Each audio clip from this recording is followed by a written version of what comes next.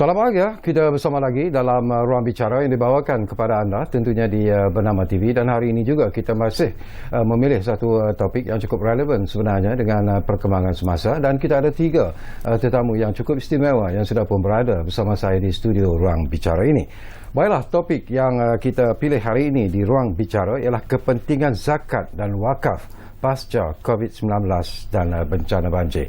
Dan 3 tetamu yang sudah pun bersiap sedia, izinkan saya terlebih dahulu memperkenalkan tetamu-tetamu yang sudah pun berada bersama saya di studio.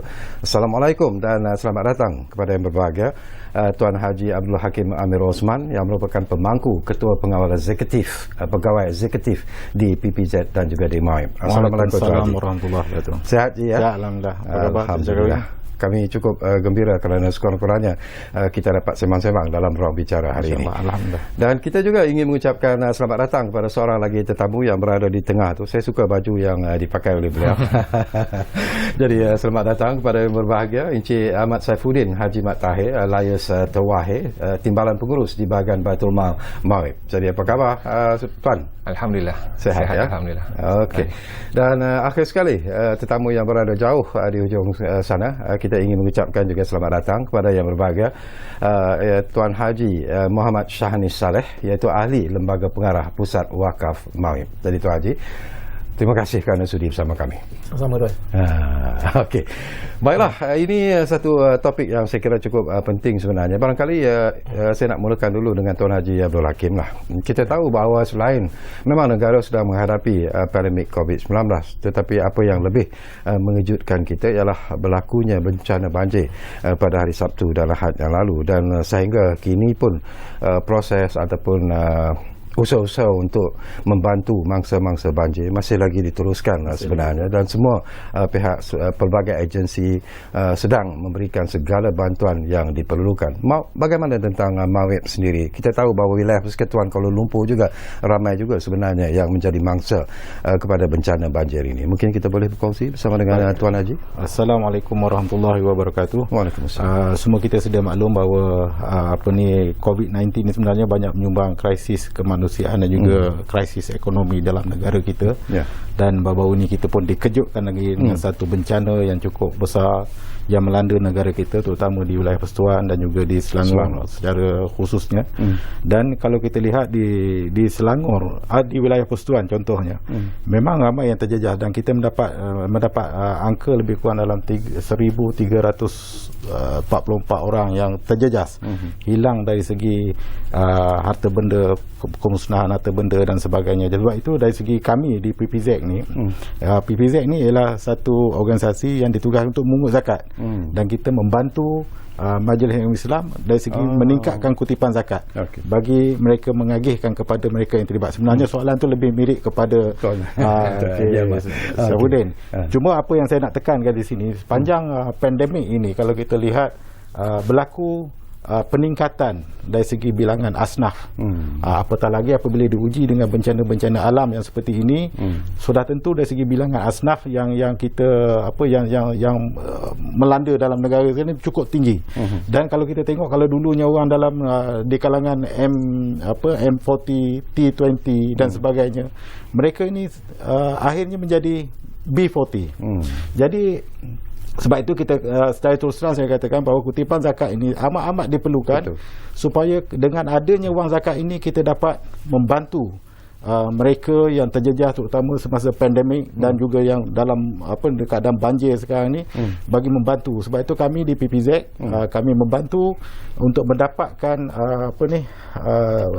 bantuan-bantuan terutamanya daripada MAIP sendiri yang mengagihkan zakat, dan juga kita berkolaborasi dengan pembayar-pembayar zakat yang menerima wakalah, supaya mereka juga turut sama membantu kami bagi mendepani masalah yang sedang melanda dalam negara kita, khusus di wilayah Persekutuan.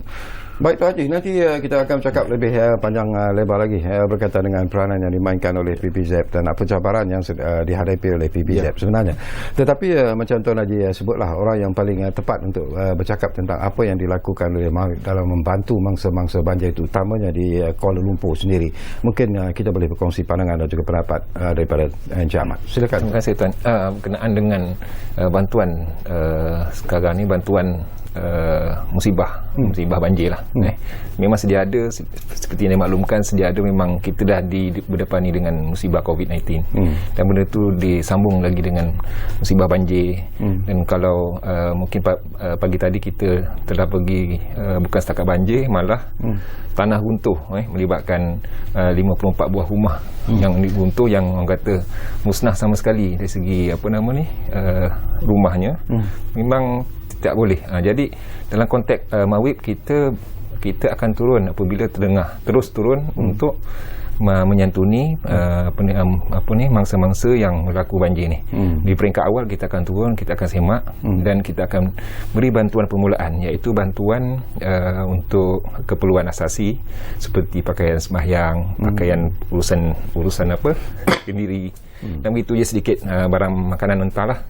Dan begitu juga untuk barang makanan kita agikan melalui Jawi, melalui masjid-masjid melalui masjid-masjid yang diberi nama Dapur Hitam. Dan benda ni sebenarnya kita laksanakan dalam tempoh 2 tahun ni.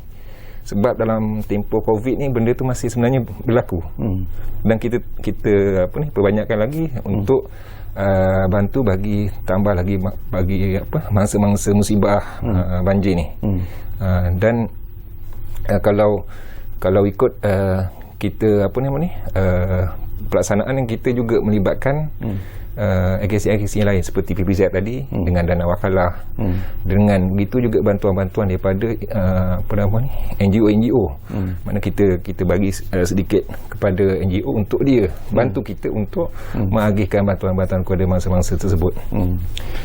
Setakat ni berapa ramai sebenarnya mangsa-mangsa banjir ni yang masih lagi berada di pusat pemindahan? Setakat ni yang daripada kita punya ada 4 tempat yang kita rasa banyak, yang penuh lah orang kata. Lebih kurang ada 600 yang masih tinggal di pusat-pusat melibatkan. Dan kalau ikutkan asal kita lebih kurang 1,300, tapi ada yang dah balik, dah balik rumah untuk cuci dan sebagainya. Dan ada yang walaupun tak bagi balik, nak juga balik. So bila kita pergi, tapi dia akan ada yang berulang-ulang. Mungkin diperlukan bantuan dan sebagainya. Dia akan tunggu di pusat-pusat pemindahan lah. Jadi untuk Mawib kita dan pada insyaAllah hari Khamis ni kita akan turun sekali lagi bersama dengan tim daripada PPZ, bersama tim daripada pembayar zakat wakalah, dan untuk kita santuni sekali lagi untuk bagi bantuan daripada pembayar zakat tu sendiri. Di samping tu juga Mawib juga selepas maksud kita selepas ni kita ada diberi bantuan tunai lah. Dan bantuan tunai akan dimasuk ke dalam bank masing-masing, insya-Allah.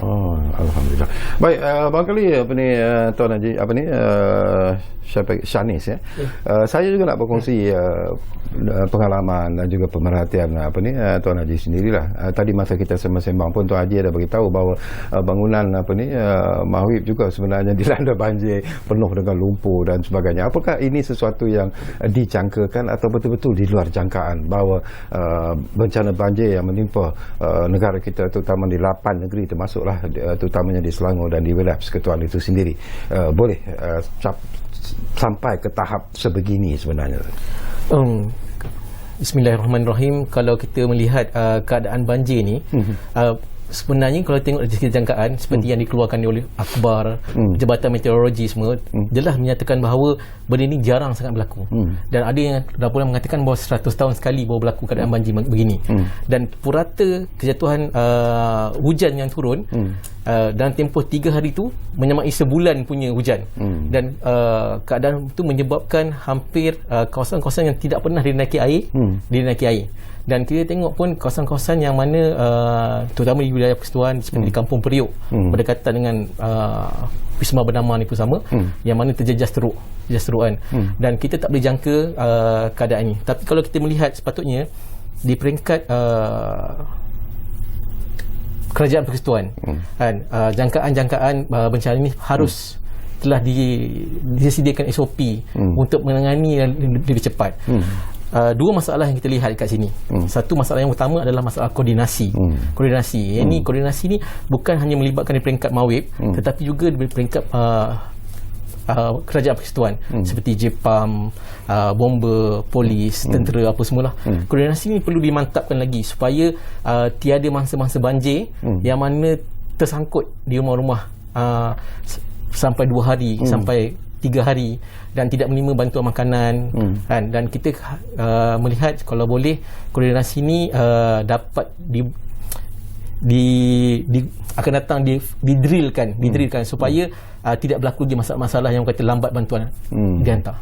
Apa yang boleh kita pelajari sebenarnya Tuan Haji Shaniz daripada apa yang berlaku ini, selain daripada koordinasi di kalangan agensi-agensi yang terlibat dalam bantuan-bantuan kecemasan seperti bencana banjir dan sebagainya, apa lagi yang perlu kita lihat secara serius sebenarnya, terutamanya untuk memberikan bantuan segera kepada mangsa-mangsa yang ditimpa dengan pelbagai musibah, termasuklah banjir itu sendiri.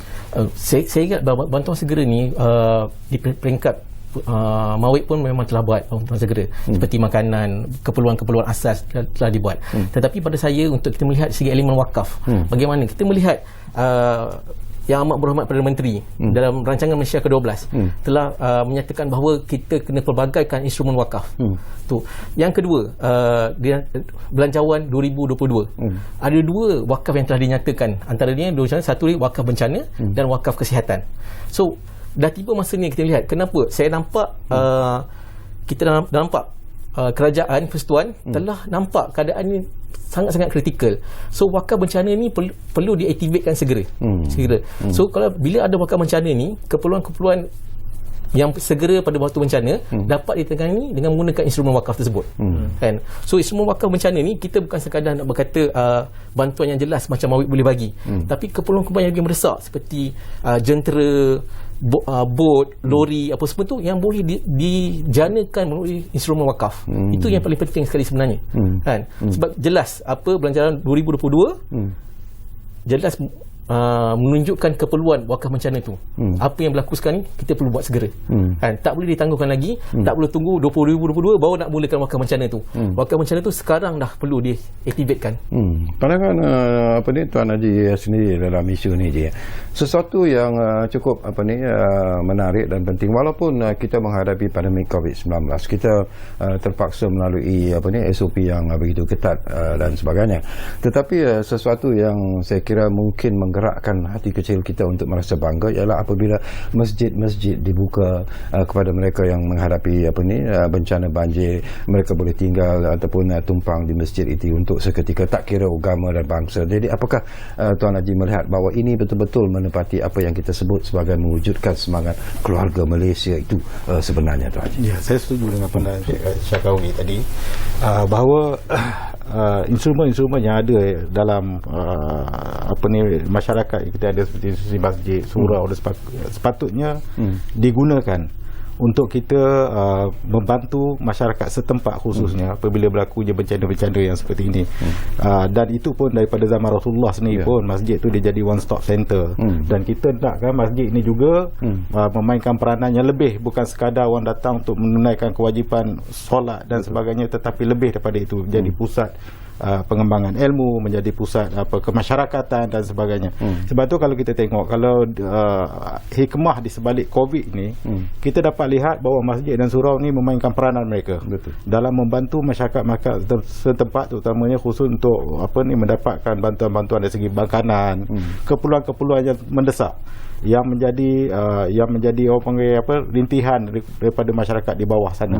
Sebab itu kalau kita lihat selain daripada institusi masjid ini, institusi zakat juga perlu diperkemaskan. Kita perlu mengutip lebih banyak sebenarnya.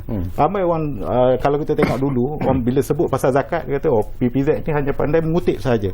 Tetapi tanpa wang zakat, bagaimana mungkin kita boleh membantu masyarakat yang sedang ditimpa dengan bencana ni. Sebab itu kita lihat pada tahun 2020, secara logik akalnya apabila berlaku bencana ataupun krisis ekonomi ini di dalam negara kita, sudah pasti zakat pun turut merosot.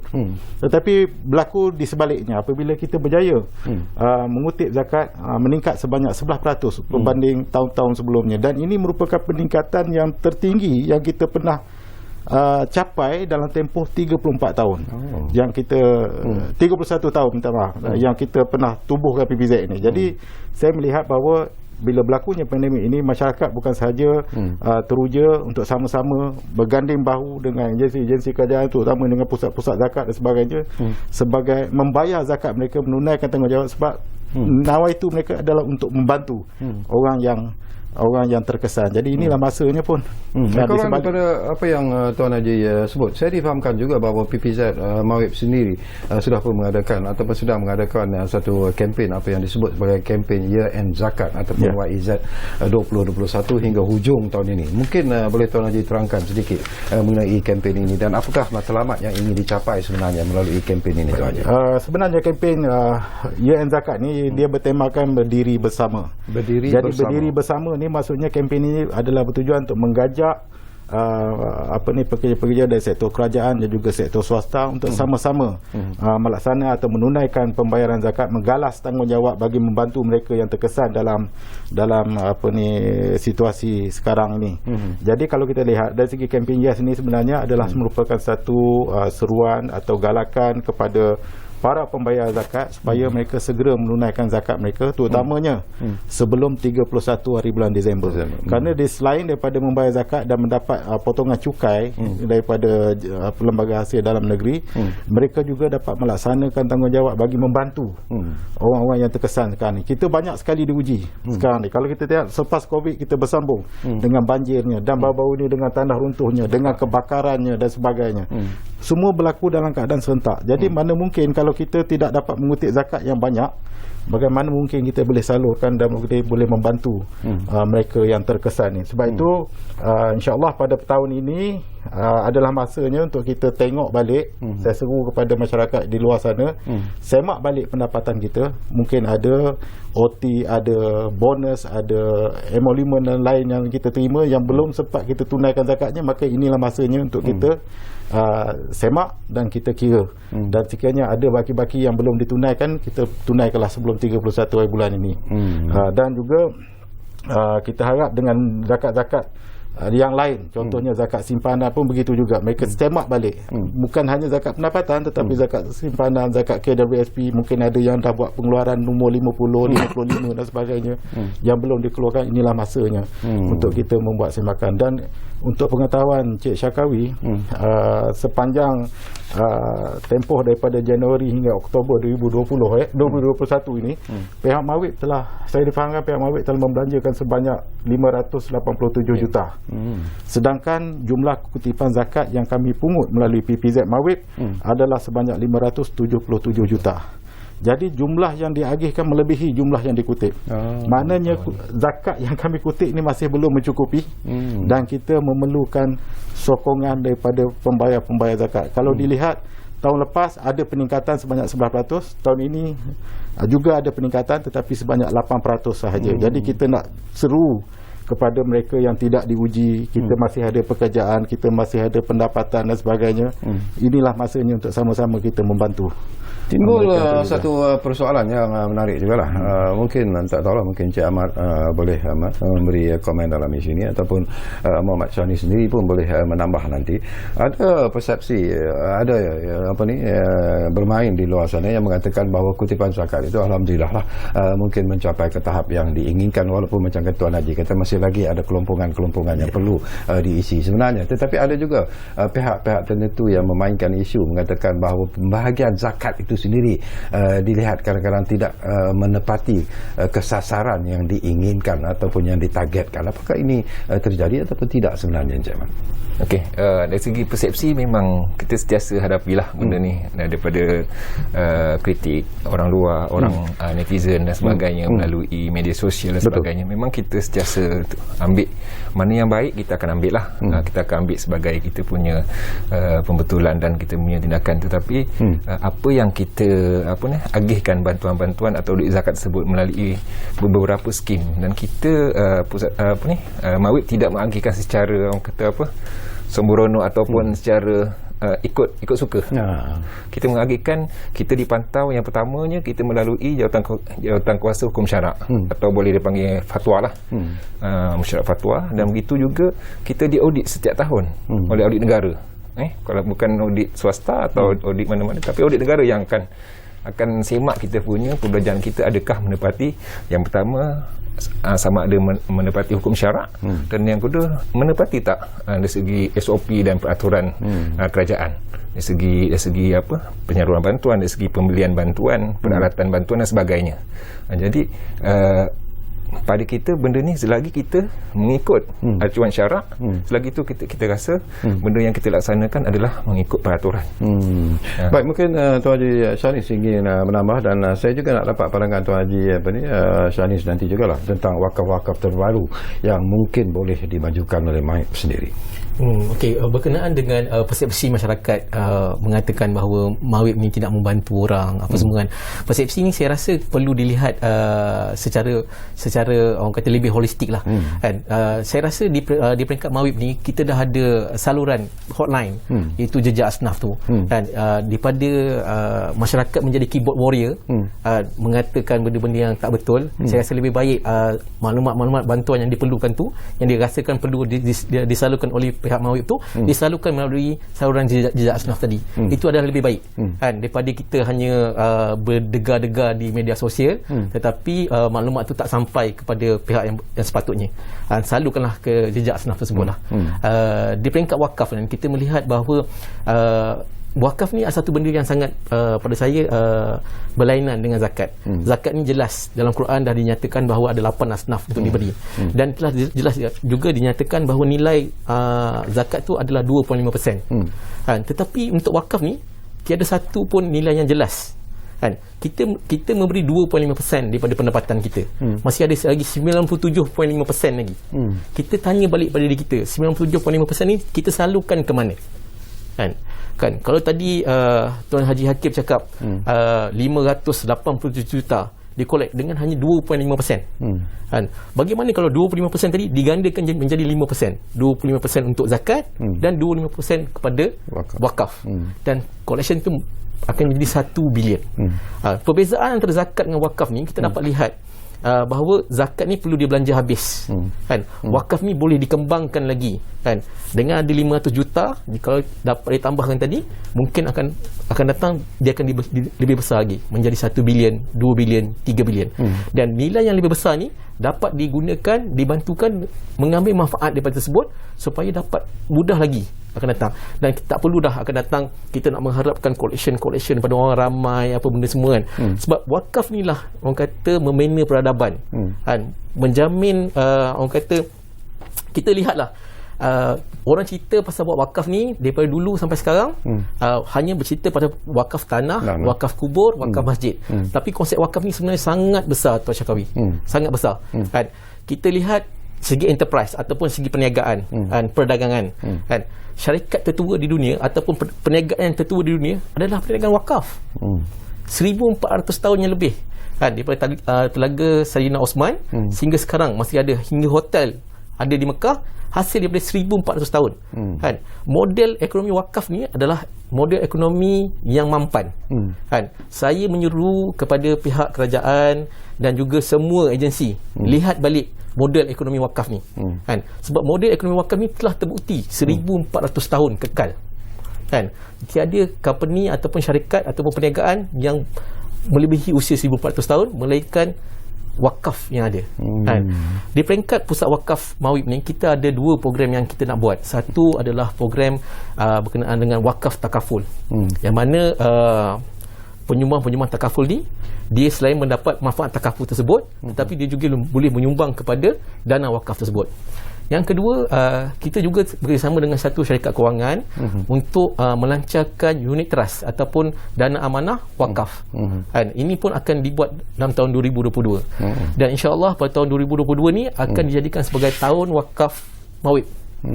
Dan agenda wakaf ni akan diperkasakan dengan lebih luas lagi lah. Yang paling penting sekali kita nak kata kat sini, untuk bina peradaban, wakaf ni adalah instrumen yang terbaik.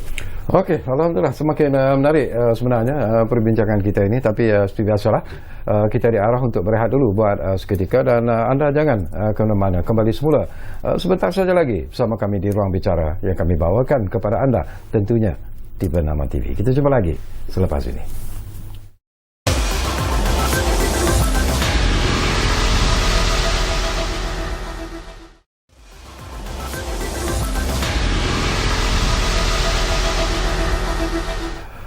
Baiklah, kami berterima kasih kerana anda masih lagi bersama kami di ruang bicara ini, dan kita masih lagi bercakap tentang kepentingan zakat dan wakaf pasca COVID-19 dan bencana banjir. Dan kita masih lagi bersama dengan 3 tetamu yang cukup istimewa yang berada bersama saya, Tuan Haji Abdul Hakim Amir Osman. Kita juga ada lagi Encik Ahmad Saifuddin Haji Mat Tahir alias Tawahir, dan kita juga masih lagi bersama dengan Tuan Haji Muhammad Shani Saleh yang akan bercakap tentang isu ini. Baik, sebelum kita pergi kepada wakaf itu, kembali semula tentang zakat inilah, Tuan Haji ya. Mungkin juga kadang-kadang keengganan, bukan keengganan lah, kadang-kadang mereka melihat bahawa mengeluarkan zakat itu sesuatu yang tak perlu diberi perhatian. Jadi, walaupun kita tahu bahawa kehendak agama itu harus kita fahami sebenarnya. Jadi apakah isu ini masih lagi berlaku dan kenapa ianya masih lagi wujud sebenarnya, Tuan Haji? Di mana kelemahannya? Dia sebenarnya ilmu lah, dari segi ilmu. Sebab zakat secara umumnya kita tahu bahawa ia adalah merupakan salah satu daripada rukun Islam dan menjadi rukun Islam yang ketiga. Betul. Maknanya dari kesempurnaan kita sebagai penganut agama Islam ni, dia ada 5 asas lah. Solat, sembahyang, zakat, haji dan berpuasa. Jadi kalau kita dapat memahami bahawa zakat ni adalah satu yang wajib, manakala sedekah termasuk wakaf itu adalah satu benda yang sunat bagi menampung kecacatan ibadah wajib. Seperti mana kita solat sunat untuk menampung kecacatan sembahyang wajib. Namun ada orang yang menganggap bahawa bersedekah itu adalah berzakat. Itu tak boleh. Dia sebab zakat ni dia khusus untuk 8 asnaf. Macam sedekah kita boleh pilih sesiapa saja untuk kita bagi. Tapi zakat ni dia khusus kepada 8 asnaf, seperti mana yang tertera di dalam Al-Quran. Ada 8 golongan yang berhak menerima zakat. Jadi sebab itu apabila kita sebut pasal zakat ni, maka diorang wajib membuat pembayaran melalui pihak yang dilantik secara apa panggil? Mengikut undang-undangnya. Sebab kalau di dalam Al-Quran disebut wal amilina 'alaiha, dan amil-amil yang menguruskannya. Maknanya kalau kita memberi zakat di luar daripada institusi amil, ini adalah menjadi satu perkara yang kalau dari segi hukumnya, dari segi fatwa itu telah ada, sah tetapi berdosa. Kita bayar, kita bagi sendiri, tapi dari segi hukum sah tapi berdosa. Sebab apa berdosa? Sebab kita ada lagi ati'ullah wa ati'ur rasul wa uli amri minkum. Taatlah kepada Allah dan juga Rasulullah dan juga uli amri yang dilantik di kalangan kamu kan. Jadi yang menjadi berdosa itu sebab dia tidak membayar melalui mengikut apa yang ditetapkan oleh ulil amri, iaitu membayar melalui amil-amil yang dilantik oleh ulil amri. Macam di wilayah persekutuan ni, ulil amri kita ialah yang di-Pertuan Agong. Begitu juga untuk negeri-negeri lain ialah di bawah kuasa sultan masing-masing. Jadi sebab itu mereka yang nak bagi zakat ni, saya ingat kena bayar secara mengikut proper lah, secara proper. Kena bagi melalui institusi yang telah pun dilantik, dan tidak boleh kita bagi secara sendiri-sendiri. Pertama, kita takut berlaku ketidakadilan dari segi pembahagian zakat. Sebagai contoh, Cik Syarkawi ada saudara yang fakir miskin, dan ada mungkin Cik Syarkawi orang yang kaya, contoh nak bagi sampai 100,000 zakatnya, mungkin akan cari di kalangan saudara mara, mungkin dapat 10,000, 10,000 dan sebagainya. Tapi bagaimana pula orang yang cuma nak bayar zakat RM500 contohnya, saudara mara dia ramai dan mungkin dapat RM50 seorang. Jadi dari segi pengagihan zakat tu nampak tidak seimbang. Bila dibuat melalui Baitulmal, diagih secara langsung oleh Baitulmal, mereka akan menentukan dari segi keperluan dan mengikut keperluan masing-masing. Contoh kalau asnaf ni dari segi keperluan, contohnya dia perlukan belanja RM10 sehari. Kalau dia dapat di bawah pada RM10, di bawah pada RM5 lebih pada keperluan daripada keperluan dia, maka itu dinamakan sebagai fakir. Jadi Baitulmal akan membantu untuk menampung keperluan dia tu. Kalau lebih pada RM5 contohnya hingga ke RM10, dia dah jadi miskin. Dan Baitulmal akan top up berapa jumlah keperluan yang diperlukan. Bukan untuk mengayakan, tetapi untuk memberi keselesaan hidup kepada mereka, terutamanya kepada asnaf lah. Tapi bila Tuan Haji sebut asnaf, barangkali menarik juga lah Tuan Ahmad. Kadang-kadang niat, tak tahulah, ini bergantung kepada niat seseorang lah. Kadang-kadang mereka merasakan bahawa yalah, saya nak bagi kepada asnaf. Saya tahu mungkin di kampung saya itu ada beberapa asnaf yang perlu bantuan dan sebagainya, dan mereka beri atas niat apa sebenarnya? Apakah itu dianggap sedekah, ataupun kalau mereka berniat atas zakat, apa sebenarnya perbezaan yang ketara yang perlu kita fahami? Ya, seperti mana yang Tuan Haji Hakim maklum tadi, kita zakat kita bayar kepada niat kita nak bayar zakat, contoh kita bayar kepada seorang direct, tidak melalui institusi ataupun pusat zakat, kita hanya niat zakat, mungkin dari segi zakat tu sah, tetapi dari segi kita menidakkan asnaf-asnaf yang lain, sebab zakat tu dia ada 8 asnaf. Bagaimana kita mengagikan kepada satu asnaf sahaja? Contoh tadi macam Cik Cakawi bagi tahu, pergi kat kampung ada 3-4 orang ahli keluarga kita yang miskin. Dia hanya satu daripada 8 asnaf. Asnaf miskin. Sedangkan dalam Quran disebut fakir, innamas sadaqatul lil fuqara, fakir, miskin, amil yang wal amilina 'alaiha wal muallafati qulubuhum, muallaf yang dijinakkan hatinya, wa fi riqab, hamba. Kami tak ada apa, dia lebih kepada apa ni, membebaskan diri mereka daripada penindasan, contohnya pelacuran dan sebagainya. Kita nak bebaskan mereka ni, itu dia sebagai hamba. Wal gharimin, orang yang berhutang ke jalan Allah, orang yang berjuang ke jalan Allah fi sabilillah, dan juga ibnu sabil. Ibnu sabil ni yang terlantar dalam perjalanan. Hanya itu skop dia untuk zakat ni. Sedekah dia di luar pada itu. Dia boleh bagi pada miskin, bagi tak kira anak yatim. Sedangkan dalam Quran dia tak sebut anak yatim sebagai asnaf zakat, kecuali kalau dia termasuk dalam fakir dan miskin. Mungkin ni Mat ingin menambah lagi. Okey, macam ini maklum tadi, apabila kita memberi zakat, tertakluk kepada 8 asnaf. Sebenarnya yang lebih alangkah lebih bagusnya sekiranya kita bayar dulu pusat zakat dan kita laporkan kepada contohnya keluarga kita yang miskin, kita lapor kepada pusat zakat, ini saya akan bayar zakat, dan kita laporkan juga, tolong bantu, walaupun kita hanya berzakat, contoh kita berzakat hanya 100 setahun ataupun 1000 setahun, tapi manfaat kalau orang miskin dia boleh dapat, contohnya bantuan bulanan yang kita salurkan. Satu keluarga kita boleh minimum kita boleh bagi bantuan bulanan RM400 sebulan. Maknanya kalau setahun berapa dia dapat? Itu baru bantuan bulanan, kewangan bulanan untuk sara hidup. Belum lagi bantuan sewa rumah yang dibantu setiap bulan. Belum lagi bantuan perubatan yang sekiranya ada sakit dialisis. Perbelanjaan dialisis sebulan RM2,500. Setiap bulan pun zakat bantu. Bagaimanakah nasib pesakit-pesakit ini yang di Kuala Lumpur ni, seramai 600 orang lebih yang kita bantu setiap bulan tanpa hasil daripada kutipan zakat tu. Sebab tu yang dimaklumkan tadi, kutipan sekarang ni dengan agihan, orang kata agihan kutipan lebih agihan lebih tinggi daripada kutipan ni sekarang ni. Sebab kita mengagihkan lebih pada tahun lepas dengan tahun ni, sebab berlakunya Covid ni lah. Yang berlaku, yang baru-baru ni pun kita telah buka untuk membantu usahawan-usahawan.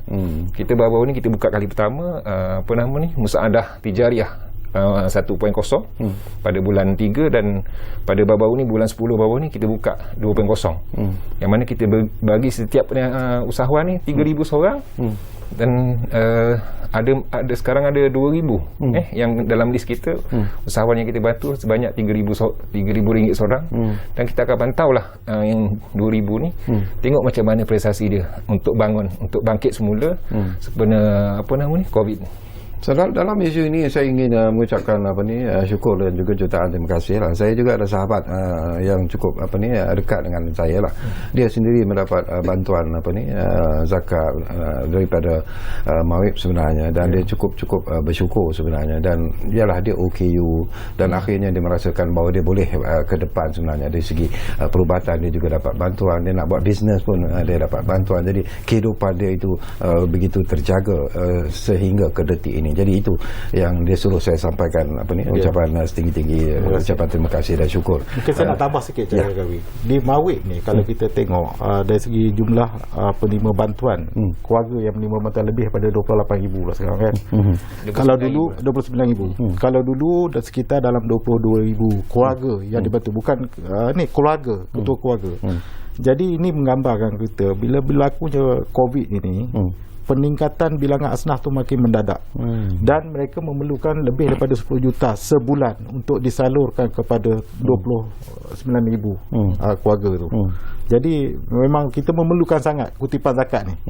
Kalau katakan kutipan zakat ni kami tak dapat capai, bermakna asnaf itulah yang akan menerima kesannya kerana tiadanya pembayaran zakat ni. Sebab tu kita sentiasa berkempen supaya tampil segera membayar zakat, terutama ni ada baki baki berapa hari lagi ni nak capai 31 bulan ni kan. Minta dia orang datang bayar, kita menyediakan pelbagai saluran. Kaunter kita buka tiap-tiap hari. Dan juga kita ada juga pembayaran melalui internet banking, melalui portal dan sebagainya, aplikasi MyZakat dan sebagainya. Jadi sebenarnya kita tidak ada alasan lagi untuk mengapa kita tidak bayar zakat. Adakah nak tunggu kita diuji baru kita bersedar, ataupun di saat orang lain diuji itu memberi keinsafan kepada kita untuk kita membuat pembayaran zakat ini, insya-Allah. Okey, kita kembali semula bersama dengan Tuan Haji Shanis lah. Tadi pun anda sentuh tentang program yang disusun atau dalam usaha untuk mewujudkan apa yang disebut sebagai ekonomi wakaf. Tapi saya difahamkan ada perancangan yang lebih hebat sebenarnya yang dirancang oleh pihak Mawib sendiri dalam usaha untuk mengembangkan lagi ekonomi wakaf ini secara amnya. Di peringkat Pusat Wakaf Mawib ni, kita bukan sekadar fokus di peringkat wilayah persekutuan lah. Untuk pengetahuan Tuan Syarkawi, pengurusi Pusat Wakaf Mawib, Datuk Dr. Ghazali Muhammad Noor, baru saja dilantik sebagai Timbalan Syurga Agung World Zakat and Wakaf Forum. Kita nak mengangkat Mawib ni bukan sekadar berada di wilayah persekutuan. Dan connection yang kita nak buat ni untuk membina jaringan kerjasama ni bukan sekadar di peringkat kebangsaan, tapi di peringkat antarabangsa juga. Di tahun 2020 ni, antara benda yang kita nak buat, kita ada perancangan di Pusat Wakaf ni adalah untuk mewujudkan tabung wakaf. Tabung wakaf yang kita nak wujud ni adalah satu orang kata kaedah wakaf yang mungkin agak berlainan. Mungkin di negeri lain belum ada dibuat lagi. Kita nak mewujudkan tabung wakaf yang mana orang Malaysia ni boleh nak deposit duit ke situ dan ada return dividen di situ. Dan dividen ni kita akan ada 3 method. Satu adalah yang mana method yang pertama, orang meletakkan dana tersebut wakaf 100%. So dana waktu menjadi dana wakaf, kemudian dividen tersebut menjadi manfaat wakaf. Boleh diterus bagi. Kedua, kita juga mengharapkan kita boleh buat yang dipanggil wakaf muakkad. Itu wakaf bertempoh. Yang mana setengah orang macam Tuan Syarkawi mungkin ada dana 50,000 atau 100,000, tapi bukan nak dipakai sekarang, mungkin nak pakai lagi 5 tahun ataupun lagi 10 tahun, ataupun simpan dana tersebut untuk pendidikan anak di universiti nanti. So dana tersebut diletak pada tabung wakaf, kemudian dividen tersebut sahaja yang dijadikan sebagai manfaat wakaf, dan dana tersebut akan dipulangkan kembali kepada Tuan Syarkawi selepas tempoh yang dijanjikan 5 tahun ataupun 10 tahun tadilah. So duit itu tidak hilang. Tidak hilang. Dan yang ketiga, kita juga mengharapkan orang boleh simpan duit yang kita. Once kalau kita dapat lancarkan tabung wakaf ni, simpan duit yang kita, dividen tersebut boleh ditentukan oleh pendeposit tadi, sebahagian hendak diwakafkan dan sebahagian lagi diambil kembali oleh pendeposit tersebut. Contohnya, jika dividen itu 8%, mungkin 4% diberi kepada wakaf dan 4% dikembalikan balik kepada depositor tersebut. Itu kita nak buat lah, benda-benda yang macam tu, supaya sebab untuk membina kekuatan wakaf ni adalah kena ada dana yang besar. Dana yang besar. So bila dana yang besar, kita akan dapat wujudkan lagi peluang-peluang pekerjaan, peluang-peluang perniagaan, membantu asnaf-asnaf dan juga orang lain. Kita kena faham bahawa wakaf ni tidak sama macam zakat. Kenapa dia tidak sama? Sebab wakaf ni adalah konsep yang sebenar yang dikatakan rahmatan lil alamin. Sebab wakaf ni boleh diserahkan kepada orang bukan Islam tersebut. Konsep keluarga Malaysia tadi boleh dijanakan ataupun boleh diperkasakan melalui instrumen wakaf tersebut. Bukan kata wakaf orang Islam dia dapat. Wakaf ni bagi pada orang bukan Islam, bagi pada orang Islam, dan pada apa-apa instrumen dan juga apa-apa benda kita boleh perkasakan. Saya mengambil contoh satu perkara berkenaan dengan isu kita tengok OPEX ataupun Operation Expenditure Kerajaan yang semakin hari semakin meninggi. Antara faktornya, kita ambil contoh yang benda yang paling kecil sekali adalah saban tahun kita dihidangkan dengan berita anak-anak di sekolah. Bila hujung tahun habis sekolah, ambil kerusi pecahkan, ambil meja pecahkan. Kenapa perkara ini berlaku? Perkara ini berlaku adalah kerana anak-anak ini tidak mempunyai rasa belonging ataupun rasa kepunyaan kepada barang-barang tersebut. Kerana barang-barang ini dirasakan datang daripada kerajaan. Tak kena mengena pun, bukan duit mak ayah mereka, bukan duit mereka. Tetapi jika dana wakaf yang digunakan kolek daripada anak-anak, kolek daripada ibu bapa, sebahagian tu untuk membeli prasarana sekolah tadi, kerusi tadi kan. So dan kita terangkan kepada anak-anak tersebut bahawa selagi kerusi dan meja ini digunakan, selagi itu pahala akan terus mengalir. Dan saya jamin jika kita dapat terapkan konsep ni, OPEX kerajaan akan drop. Kita cerita tadi pasal bangku sekolah dengan kursi sekolah je, ataupun meja sekolah je. Kita belum cerita lagi prasarana-prasarana luar seperti bus stop, seperti dewan, orang ramai, balai raya, masjid, kan. Segala-galing tu kalau kita janakan dengan wakaf, dia akan ada dua perkara. Satu tadi sustainability dia ataupun dipanggil kelestarian dia. Yang kedua keberkatan yang sangat penting. Berkat ni akan menyebabkan benda tu lebih tahan lama, dan juga kesan dia tu pada masyarakat.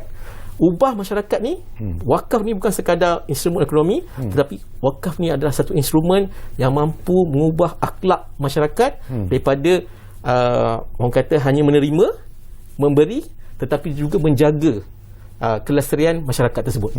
Okey, kelestarian masyarakat ini pun satu isu yang cukup penting sebenarnya.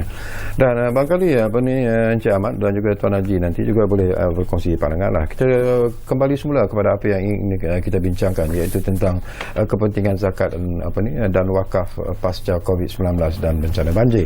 Dan bila kita bercakap tentang pandemik COVID-19, kita tak tahu sebenarnya bila COVID ini akan dapat kita perangi sebenarnya, kerana kita masih lagi berada pada situasi yang tidak menentu. Dan bila kita bercakap tentang bencana-bencana alam, termasuklah bencana banjir sendiri, kita pun tak tahu bila ianya akan berlaku lagi. Berkemungkinan, walaupun ada kabar-kabar yang dimainkan di media sosial mengatakan mungkin di penghujung bulan ini kita akan alami lagi satu situasi banjir yang mungkin akan memberi satu impak ataupun kesan yang cukup mencabar sebenarnya. Jadi MAWIP sendiri apakah sudah pun bersiap sedia sebenarnya dari aspek mana dalam usaha untuk melihat bahawa apa yang ingin dibantu oleh MAWIP itu akan dapat dilaksanakan bila berlakunya pandemik COVID-19 berterusan dan juga bencana banjir berlaku lagi. Okey, untuk kesiapsiagaan kita di MAWIP untuk kita menghadapi apa-apa pun kata bencana ataupun yang apa yang datang selepas ini, pihak MAWIP sentiasa bersedia. Kalau ikutkan macam kita sebelum pandemik pun, kita telah mewujudkan beberapa skim, dipanggil skim bantuan musibah. Skim bantuan musibah ni memang lagi dulu ada, dan sehingga sekarang kita cuma jenamakan balik. Bila COVID ni kita buat musaadah, musaadah tijariyah, musaadah bantuan kecemasan COVID, bantuan banjir, sempena banjir ni. Dan sebenarnya bantuan tu sebelum ni telah wujud pun. Kerana kalau kata di hari tak ada bencana pun masih lagi, sebab dia kata apabila orang berlaku musibah, dia boleh mohon bantuan di MAWIP sendiri. Seperti mana ada yang asnaf kita kemalangan, dia boleh dapatkan bantuan untuk uruskan jenazah dan sebagainya. Begitu juga bila ada ditimpa musibah seperti kebakaran yang bukan tiba-tiba terbakar, boleh juga mohon bantuan. Bila-bila masa di kaunter-kaunter MAWIP boleh mohon. Sekiranya tidak mampu untuk datang, boleh terus telefon kita di nombor telefon Sukat Jujet Asnaf. Begitu juga kalau ada aduan daripada pihak-pihak netizen atau penonton, kita boleh upload sistem Moja, dipanggil sistem Moja, iaitu mobile jejak asnaf, yang mana siapa-siapa Tuan Syarkawi pun boleh upload sekali untuk laporkan aduan dalam tu. Dalam tempoh 48 jam pegawai kita akan turun untuk menyantuni asnaf-asnaf, tak kira sama ada ditipu musibah atau dalam kesusahan. Maklumkan kepada kita lokasi ni di mana, pihak Sukat akan turun dalam area dalam sekitar wilayah Persekutuan lah. Kalau sekiranya daripada luar wilayah masuk ke dalam Moja pun, kita akan salurkan juga kepada di Majlis Agama Islam negeri-negeri yang lain. Baik, PPZ sendiri Tuan Haji Abdul Hakim lah, program-program yang disusun atau tadi pun Tuan Haji juga menyebut bahawa kita memerlukan lebih ramai lagi masyarakat ataupun orang ramai sebenarnya umat Islam untuk menyedari bahawa berzakat itu adalah sesuatu yang perlu dilakukan. Tetapi apa program yang disusun atau oleh PPZ untuk memberi kesedaran ini dan meningkatkan kesedaran orang ramai? Dia sebenarnya dari segi program memang kita buat daripada sepanjang tahun. Dan di kemuncaknya ialah di hujung tahun ni, di mana kita membuat year end zakat. Apabila buat year end zakat ni, kita menggalakkan orang tampil bayar sebelum 31 dan kita menyediakan pelbagai hadiah menarik sebagai galakan kepada pembayar-pembayar zakat kita.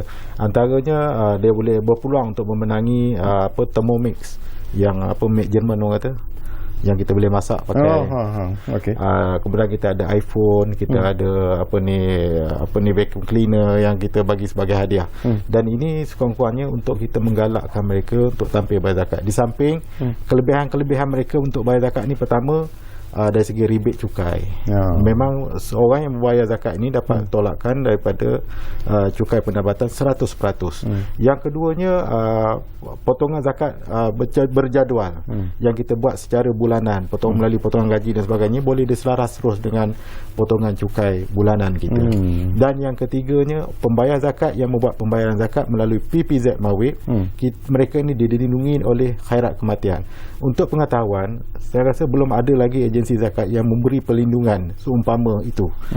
Di PPZ kita bagi kepada semua pembayar-pembayar zakat kita sehingga RM3,000. Dan yang keempatnya ialah dari segi mereka yang membuat pembayaran lebih daripada RM25,000 setahun, layak untuk menerima pengembalian semula wang zakat untuk diagihkan sendiri daripada 25% sehingga 50%. Kalau yang membayar 25,000 sehingga 100,000, mereka layak mendapat 25% pemulangan semula untuk mereka sendiri cantuni asnaf. Tak kira di wilayah ke, di Kelantan ke, di mana-mana negeri yang mereka pilih, malah yang kat luar negeri pun boleh dibuat. Kalau yang bayar antara 100,000 hingga ke 1 juta contohnya, mereka boleh dapat 37.5% untuk diagihkan sendiri. Dan apabila bayar lebih pada 1 juta, mereka boleh dapat 50%. Jadi untuk sepanjang tempoh COVID dan juga bencana alam ni seperti banjir dan sebagainya, pihak kami berkolaborasi dengan pihak Mawib, dengan pihak penerima-penerima wakalah ni, supaya mereka tampil menyalurkan dana untuk membuat program-program bantuan melalui Mawib. Jadi kita berkolaborasi tiga ni, iaitu Mawib, PPZ dan juga penerima-penerima wakalah ni. Alhamdulillah respon cukup bagus. Dan kita setakat yang kami dapat sehingga sekarang ni, kita dapat lebih kurang 700,000 wang untuk kita salurkan sebagai bantuan-bantuan banjir pasca banjir yang kita akan laksanakan pada hari Khamis nanti. Kita akan turun padang dan kita akan memberi bantuan-bantuan berbentuk pasca banjir. Dengan segala program yang disusun atur, dengan segala faedah yang telah pun disebut oleh Tuan Haji sendirilah, apakah Tuan Haji yakin bahawa respon daripada masyarakat akan meningkat dan jumlah kutipan zakat juga disasarkan akan meningkat daripada apa yang diperolehi setakat ini? InsyaAllah, dengan adanya kempen yang kita buat, kita berjaya untuk meningkatkan lagi pembayaran melalui potongan gaji. Sebab kenapa perlunya pembayaran melalui potongan gaji ini? Sebab kami memerlukan kutipan zakat secara konsisten. Cuba bayangkan tadi, seperti mana saya sebut di awal tadi, setiap bulan Mawib memerlukan lebih kurang 10 hingga 15 juta sebulan untuk menyantuni asnaf yang telah pun ada dalam list bantuan yang perlu diberi setiap bulan. Sebab itu kita menggalakkan mereka membuat potongan gaji. Dan daripada situ kita sediakan kemudahan seperti kafalah, wakalah tu tadi kan, yang pemberian balik pemulangan semula itu. Itu juga memberi galakan kepada terutamanya pembayar-pembayar besar. Sebab di wilayah ni, saya ambil dari segi Pareto Principle, 20% pembayar besar dia menyumbang 80% dari segi kutipan zakat. Dan 80% daripada pembayar-pembayar yang ada di PPZ ini, dia hanya menyumbang 20% saja. Jadi kesemua ini perlu kami santuni, perlu kami dekati supaya mereka menjadi pembayar zakat tegar, dan kalau boleh sentiasa berterusan. Bukan tahun ni bayar, esok tak bayar, tahun depan tak bayar dan sebagainya. Kita hendak, kami di peringkat macam saya sebut tadi, Pareto Principle, kalau 20% ni yang menyumbang 80% kutipan zakat, seorang daripada 20% ni yang tak bayar zakat, kami kena ganti dengan mungkin 100 atau 200 orang pembayar biasa untuk mendapatkan amount yang sama. Jadi ini masanya saya nak galakkan mereka supaya jadilah pembayar yang tegar, yang setia, yang loyal kepada PPZ Mawib dan konsisten. Betul. Baik, kita di penghujung sebenarnya Encik Ahmad ya. Jadi mungkin ada lagi perkara-perkara yang ingin Encik Ahmad bangkitkan di penghujung program ini. Okey, untuk kita di Mawib, kami sentiasa mengharapkanlah sokongan daripada pembayar zakat yang seperti dimaklumkan, sebab kita ada tanggungan. Mawib sendiri ada tanggungan hampir 30,000 asnaf untuk kita santuni setiap bulan. Dan daripada 30,000 asnaf ni, berbagai-bagai bantuan yang kita perlu sediakan kepada asnaf, terutama dari segi bantuan sara hidup, bantuan pembelajaran, bantuan perumahan, bantuan kita ada 30 skim sebenarnya. Kalau kita tengok dalam laman web kita pun ada sediakan 30 skim. Dia bentuk kebajikannya, dari segi bentuk dakwah dan sebagainya. Jadi dari segi itu kita perlukan sokongan daripada kawan-kawan kita supaya kita bantu Mawib, bantu pusat zakat untuk kita dapat capaikan target kita. Sebab kalau kita tak dapat, kata kutipan tu tak dapat nak kita sampaikan, kita terpaksa cari lagi. Maksudnya kita terpaksa cairkan apa-apa aset kita yang kena ada, terpaksa gantikan balik. Sebab kita pada musim Covid dan musim banjir ni terpaksa laburkan, tingkatkan lagi dari segi agihan bantuan, sebab masyarakat mengharapkan kita pada masa ini. Barangkali saya juga bagi ruang dan juga peluang pada Tuan Haji Muhammad Shanis juga. Barangkali anda juga ada seruan-seruannya ingin anda sampaikan di penghujung program Ruang Bicara ini, Tuan. Silakan. Apa yang saya nak sampaikan kat sini ada dua perkara. Satu adalah berkenaan dengan di peringkat Mawib sini ada dua JLC yang telah sign sebagai mutawali ataupun sebagai orang yang menggerakkan wakaf, iaitu Felda dan juga PNB kan.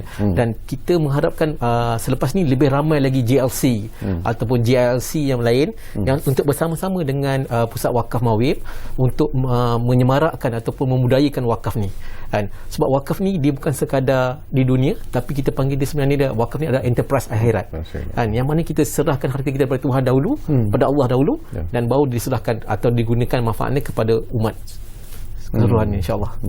Baik, mungkin kita juga ada 1-2 minit lagi. Saya percaya Tuan Haji Abdul Hakim juga ada sesuatu yang ingin Tuan Haji sampaikan. Pada kesempatan ini saya nak menyeru kepada masyarakat yang masih belum tampil untuk menunaikan kewajipan zakat mereka. Ambillah peluang ini, datanglah ke kaunter-kaunter PPZ. Di samping kita berzakat, saya juga menyeru mereka supaya membuat wakaf secara tunai, sebab PPZ dilantik sebagai ejen bagi pusat wakaf bagi menerima pembayaran wakaf tunai. Jadi sambil-sambil kita membayar zakat tu, boleh apa kiranya kalau kita boleh tambahkan lagi amalan kita dengan cara kita berwakaf melalui PPZ. Sebab apa, di sisi Allah seperti mana disebut dalam ayat Quran, wa ma anfaqtum min syai'in fahuwa yukhlifuh. Apa saja yang kamu infakkan ke jalan Allah ni, aku akan ganti balik. Dan kalau saya nak sebut banyak ayat-ayat yang tentang berbuat benda baik ni, antaranya 700 ganjaran kepada mereka yang menunaikan, yang berinfakkan harta mereka ke jalan Allah. Jadi saya rasa rebutlah peluang ni. Kita tidak ada apa yang kita nak tuju kecuali di akhirat sana besok. Di samping kita menunaikan kewajipan zakat, kita sambung lagi amalan kita dengan berwakaf, bersedekah dan sebagainya. InsyaAllah PPZ kami menyediakan saluran-saluran pembayaran melalui 10 kaunter kami, dan juga kita juga menyediakan kaunter zakat bergerak kami, dan juga ada servis door to door service. Kalau tak dapat datang, telefon saja, kita boleh pergi sampai ke rumah ataupun di pejabat masing-masing, insyaAllah. Alhamdulillah. Baik, terima kasih banyak-banyak kepada Tuan Haji Abdul Hakim, terima kasih kepada Tuan Haji Muhammad Shanis, dan tentunya terima kasih juga kepada Encik Ahmad Saifuddin kerana sudi bersama kita di Ruang Bicara ini. Dan ini bukan kali terakhir sebenarnya, barangkali untuk kita duduk bersama, insyaAllah mungkin dalam masa terdekat ini kita dapat bersama lagi untuk bercakap tentang isu ini, kerana bagi saya ini merupakan isu yang cukup penting sebenarnya, perlu kita war-warkan dari masa ke semasa. Dan kita mendoakan apa yang ditargetkan ataupun yang diharapkan oleh seperti apa yang disebut oleh Tuan Haji Abdul Hakim nanti untuk menambah kutipan zakat di penghujung tahun ini akan menjadi realiti. Dan sesungguhnya lah ianya hanya boleh menjadi realiti sekiranya ada reaksi yang positif daripada pembayar-pembayar zakat di mana saja anda berada. Terima kasih kepada anda yang menumpukan perhatian bersama kami di Ruang Bicara ini. Dan jangan lupa, kita masih lagi sedang menghadapi pandemik COVID-19. Kita masih lagi menghadapi bencana banjir yang sedang melanda negara kita ini, dan kita mendoakan supaya mangsa-mangsa banjir yang sedang berada di mana saja, sama ada di Selangor, di Pahang, di Terengganu dan di negeri-negeri lain, mendoakan supaya mereka sentiasa berada dalam keadaan dan situasi yang menggembirakan. Walaupun perasaan sedih itu wujud, tetapi sekurang-kurangnya kita akan terus membantu mereka, insya-Allah. Jadi terima kasih kepada anda yang menumpukan perhatian bersama di ruang bicara ini. Kita jumpa lagi. Assalamualaikum.